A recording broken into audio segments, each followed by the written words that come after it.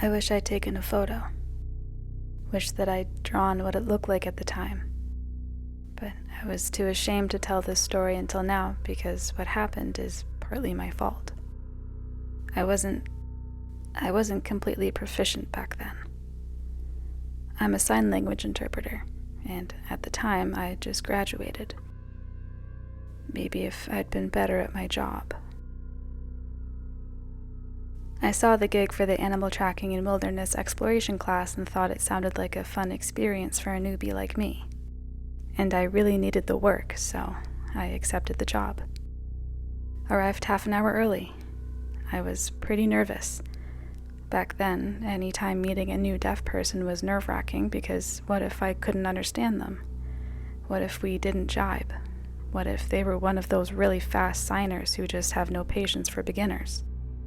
And so I went early hoping I could glean some context for the job and learn her preferred signs for the vocabulary related to the trails. But it was rocky from the get-go. The moment I stepped out of my beat-up Honda and started to introduce myself, she signed, "You're late. You were supposed to be here half an hour ago." "Oh, I'm sorry. Maybe the agency gave me the wrong time," I stammered, my hands fumbling. Of all the days for me to get it wrong, I was already so nervous. I said, "You must be Lailai." Her name was Leilani, but in the moment I forgot how to spell it. She quickly corrected me, her fingers so fast I didn't catch more than the L. But then she gave me her name sign, her hand in L shape, and brushed the tip of her thumb against her cheek in a repeat motion. It was an easy one, thank goodness. Then, rolling her eyes, she opened her mouth and spoke aloud in a deaf-accented English. "Okay, well, the interpreter is here now, so I guess we can get started, everyone." Trying to hide how relieved I was when she voiced for herself, I fell into step with her students. There were only 3, a father and a son, and a middle-aged woman. "Is this all?" I asked, looking around in surprise. The guide shrugged. "It's so cold this morning, a lot of people probably decided to stay in their warm beds." Then she spoke aloud to the trio. "The fresh snow is great for seeing tracks." The man and his son were named Damien and Dee. Dee was 9, very excited, and claimed to see a deer in the trees every few minutes. Damien was a laid-back parent who made constant dad jokes. It was apparent he'd mostly brought his son here because of the boy's love of animals.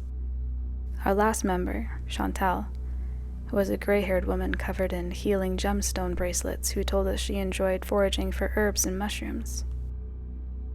The freshly fallen snow had formed a crunchy, icy crust on the surface of the world, and it crunched pleasantly under our boots as we set off on the wintry trail.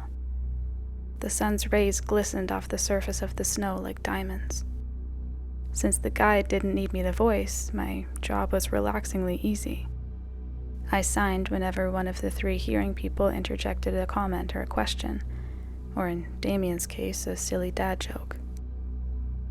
20 minutes passed on the trail, and then we took a pause so that Dee could wander off into the bushes because, predictably, the little boy needed to pee. While we waited, our guide turned keen eyes to me. She was a spry woman with crow's feet and just a hint of gray in her hair. "Nice to be an interpreter, huh?"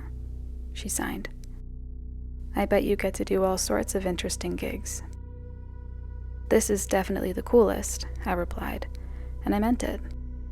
I told her I mostly interpreted college classes teamed with a more seasoned interpreter because I was still new.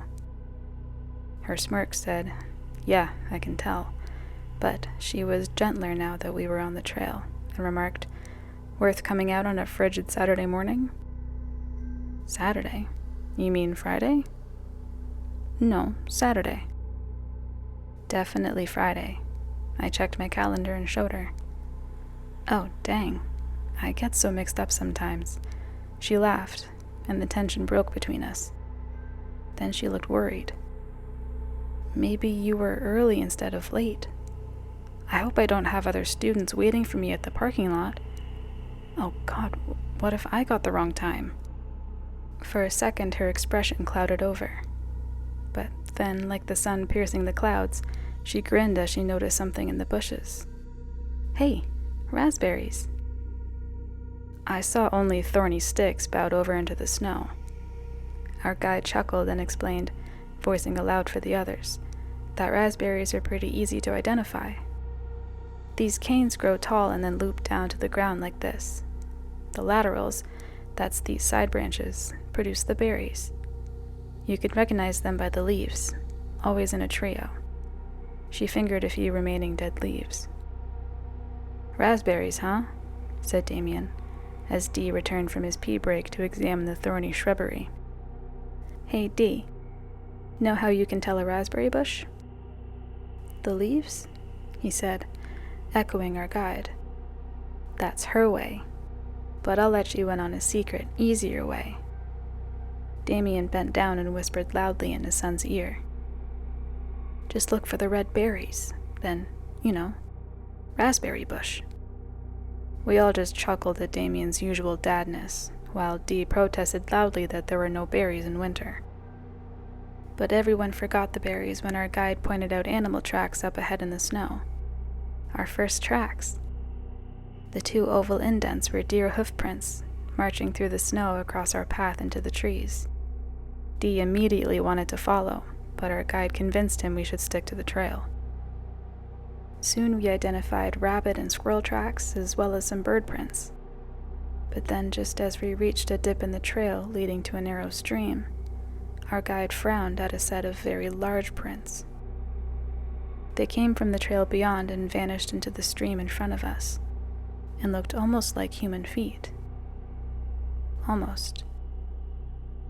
But with longer toes.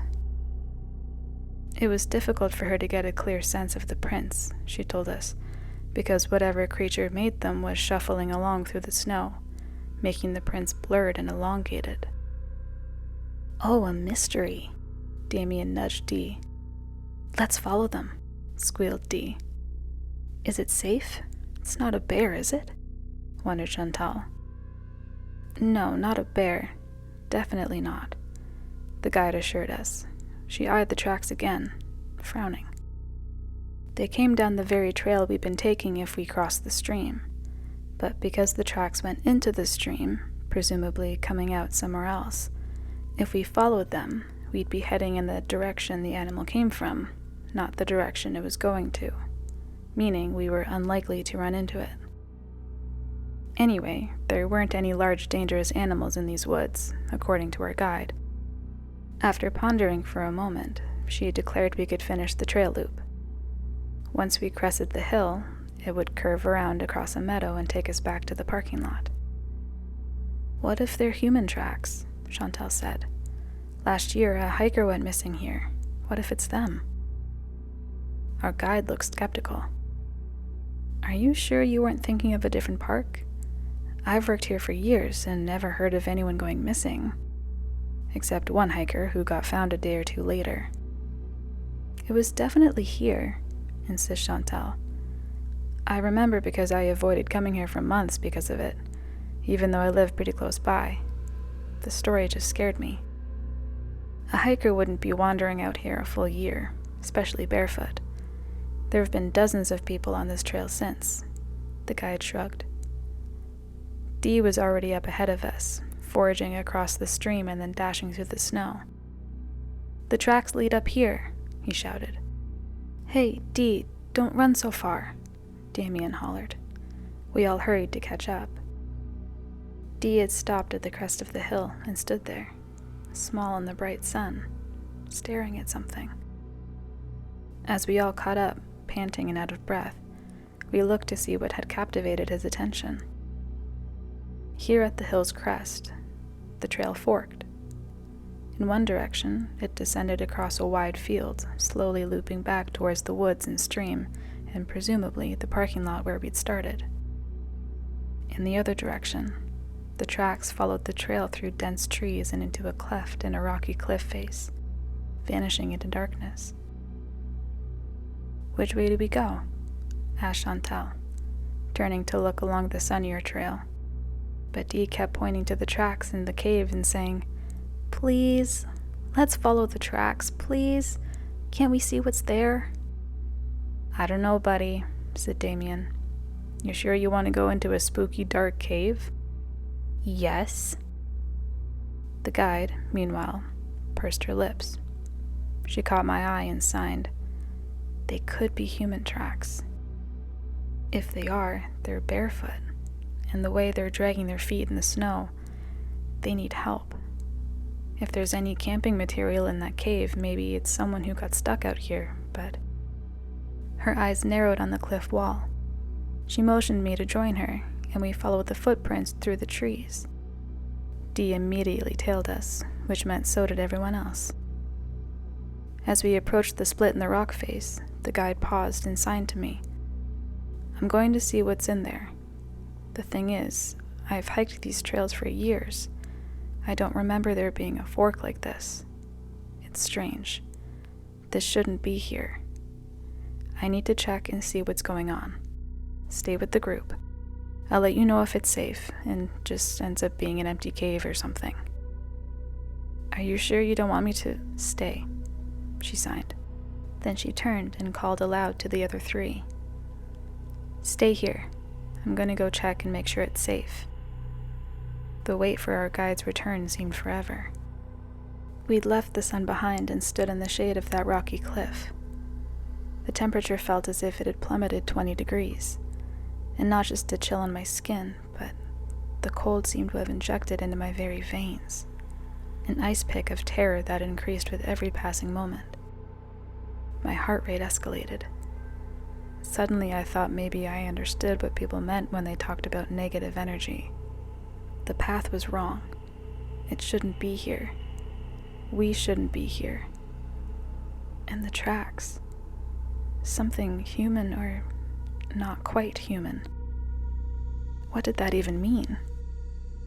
The wait for our guide seemed an eternity. Finally, the crunch of snow and relief whooshed out of me in a sigh as the guide appeared at the mouth of the opening and called, It's safe. Everyone come on. Dee bolted ahead. Damien and Chantal followed.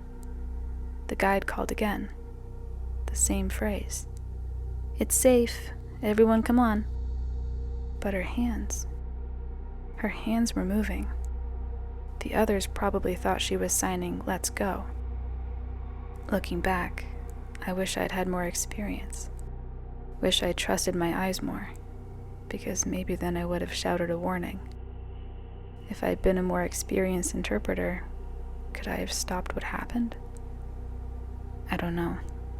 I was still trying to make it all out, confused because my ears and eyes contradicted each other.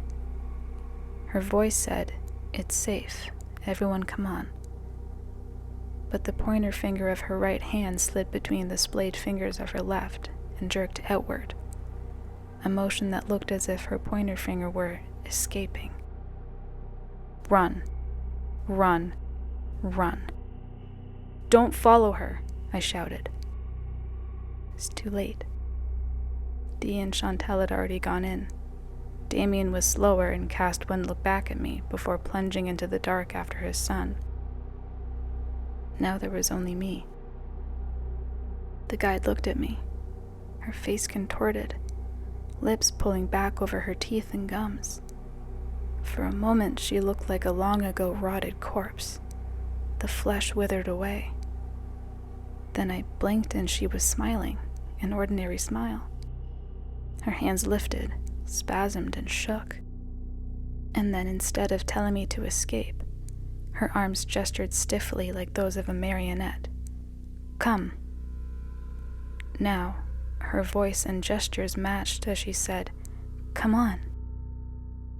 I fled. Reaching the parking lot, I was stunned to find a group mingling in the snow. A young deaf woman with long black hair stood at the front of the group, signing angrily at her phone screen. Hey, I waved at her. Hey, are you from the wilderness group? I need help. Oh, finally! She whirled to face me, demanding to know why I was late. Her hands flew fast, so fast. Flustered, I interrupted, trying to explain to her about our guide. Lailani.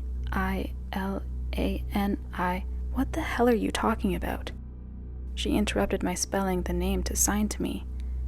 I am Leilani. What? So who had I been interpreting for? It turns out the name sign I showed her, the L hand brushed against my cheek, belonged to a woman named Lorelei, who had previously been the trail guide and had mentored and later hired on Leilani. Lorelei's been missing since last year, she explained. She disappeared when she was taking a group out on the trail. She went to check some strange tracks and never came back. Last year, had the trek been on a Saturday? 10 a.m. instead of 11 a.m.? My blood froze. Suddenly, all of the misunderstood details made sense. Leilani, the real Leilani, insisted I lead her to the fork in the trail where her mentor had vanished into the cave.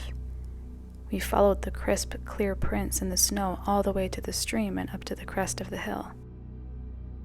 There was no longer any fork. In fact, no one's footsteps but mine emerged from the other side of the stream. It appeared as if I had gone up the slope, turned myself around in a circle a few times up there, and then run along the path looping back to the parking lot.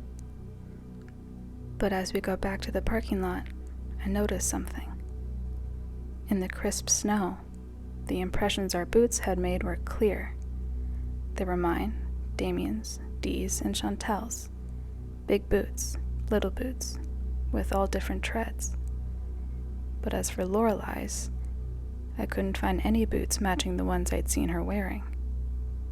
The final set of prints among our group from the parking lot, shuffling around in the place where Lorelei had stood, were barefoot, with elongated toes.